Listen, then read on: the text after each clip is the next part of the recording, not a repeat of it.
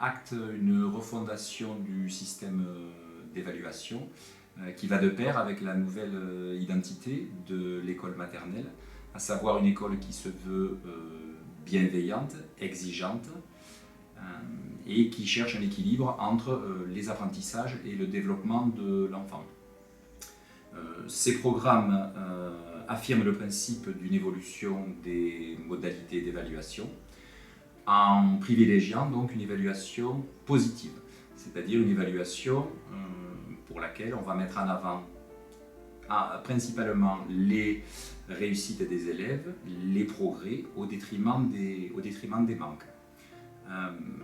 En découle une transformation des pratiques professionnelles qui repose principalement sur trois principes. Donc, le premier, c'est une observation, donc observer les élèves, ce qui implique notamment la création d'outils comme des grilles d'observation en s'appuyant sur des observables. Le deuxième,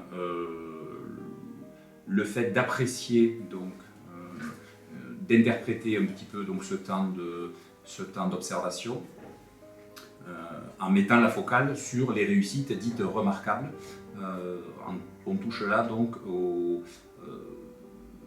à l'individualisation des parcours, c'est-à-dire qu'une même réussite pourra ou pas être remarquable pour un certain nombre d'élèves. Si je prends par exemple le fait qu'un élève puisse demander à aller aux toilettes, pour un élève ça pourrait être une réussite remarquable, pas pour un autre. Et troisième point, rendre compte. Donc rendre compte à la fois donc, aux élèves et rendre compte également donc, aux parents via le carnet de suivi des apprentissages.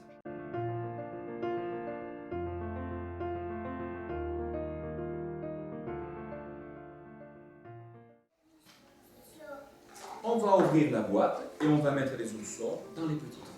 Allez, à vous de voir. Et vous me direz si vous avez réussi ou pas. Caïs, tu as réussi ou pas? Oui. Pourquoi? 3. C'était 3? D'accord. Et pourquoi tu en as pris 3?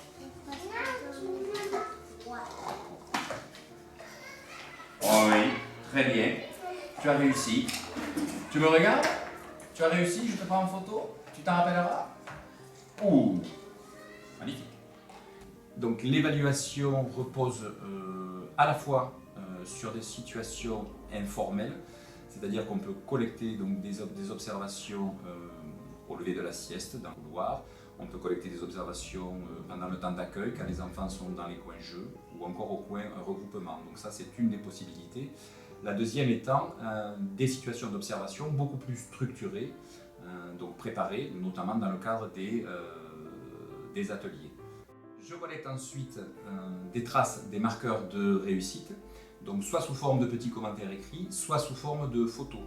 Donc les photos peuvent représenter l'élève en situation, peuvent s'appuyer sur les travaux des élèves, par exemple le dessin d'un bonhomme, une construction en Lego, ou peuvent aussi donc les photos s'appuyer sur un dispositif. Dans ce cas-là, plusieurs élèves auront une même photo qui viendra illustrer un observable.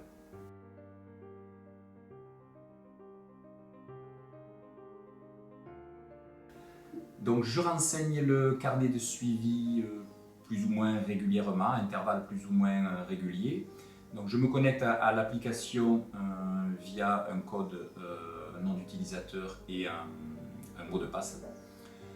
Donc sur l'application, on trouve les 5 domaines représentés. À l'intérieur de chaque domaine sont déclinés des objectifs et quand on clique sur un objectif, on accède après à une banque d'observables. Donc l'application permet de contextualiser chacune des réussites. Donc il y a un petit encadré sur lequel on peut rédiger une courte phrase pour contextualiser cette réussite. On peut également insérer des photos, on peut insérer aussi du son, ce que pour l'instant moi je ne fais pas pour des raisons matérielles, ne disposant pas d'outils assez performants. Une fois la réussite observée, l'application inscrit automatiquement la date et l'âge de l'élève.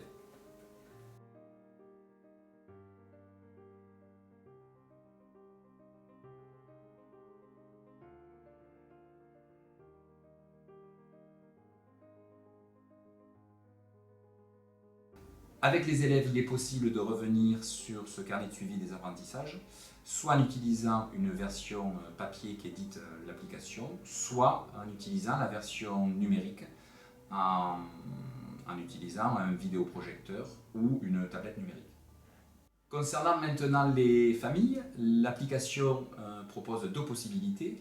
La première est d'éditer une version papier du carnet de suivi des apprentissages sous forme d'étiquette que l'on peut relier. Et la deuxième est un accès via Internet, chaque famille possédant des codes d'accès personnalisés et personnalisables afin de suivre uniquement le carnet de suivi de leur enfant.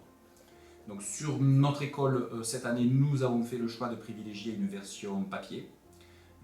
Donc le carnet de suivi a fait l'objet d'une présentation en réunion de rentrée dans chacune des classes de l'école et en conseil d'école. Et la remise de chaque carnet de suivi se fait de manière individuelle pour chaque famille lors d'entretiens au cours de l'année. En plus d'être un outil de communication pour les élèves et pour les familles, l'application permet d'avoir une vue d'ensemble du groupe classe grâce à un tableau de bord.